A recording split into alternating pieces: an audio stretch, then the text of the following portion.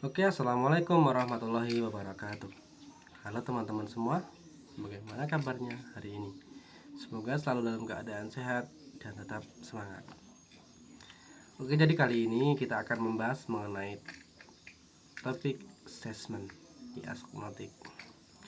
Teman-teman semua, meskipun murid-murid kita berada di kelas yang sama dan pastikan usia mereka juga sama, tapi mereka membutuhkan kemampuan latar belakang, pengalaman, sampai tingkat kematangan yang berbeda-beda. Dan kita sebagai guru harus sangat penting, harus bisa mengetahui dan memahami tiap-tiap murid sehingga kita dapat mengidentifikasi kebutuhan mereka dengan cepat. Nah, inilah pentingnya melakukan asesmen diagnostik. Pada dasarnya, asesmen dilakukan untuk memetakan murid berdasarkan kemampuannya, sehingga guru dapat mengajar sesuai dengan kemampuan murid.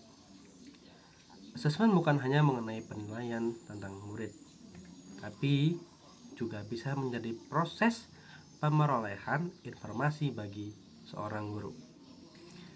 Informasi tersebut dapat digunakan untuk menjadi bahan refleksi, dan kedepannya harus bagaimana kira-kira tujuan dari asesmen diagnostis itu seperti apa sih?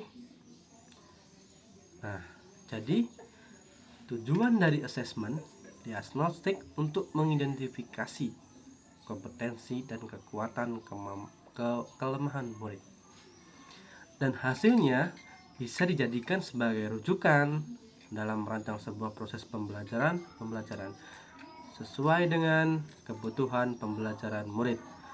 Terdapat beberapa tahapan dalam menyusun asesmen diagnostik, yaitu yang pertama, menganalisis rapor murid tahun sebelumnya. Kemudian, mengidentifikasi kompetensi yang akan diajarkan.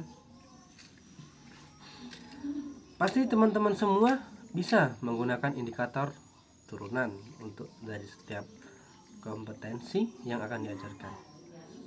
Apa saja sih kemampuan prasyarat yang perlu dikuasai oleh murid? Kemudian yang ketiga, kita menyusun instrumen untuk mengukur kemampuan peserta didik.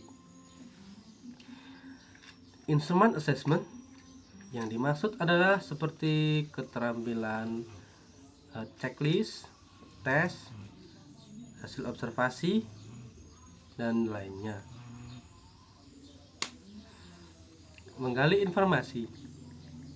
Kemudian yang keempat adalah menggali informasi tentang murid, seperti latar belakangnya, latar belakang keluarga, kemudian motivasinya belajar, dan lain-lain.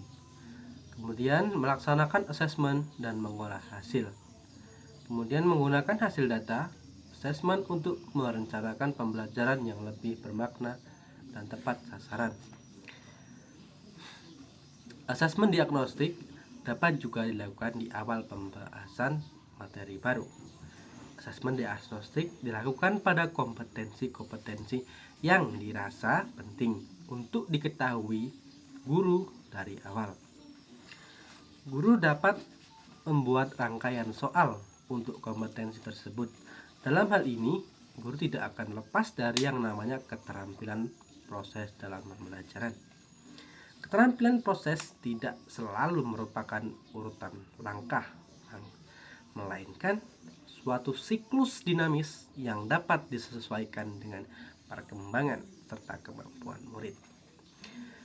Pencatatan untuk keterampilan ini dapat dilaksanakan dalam catatan anekdotal, sehingga guru selalu memiliki data kondisi murid-murid terbaru tanpa melakukan asesmen diagnosis kembali.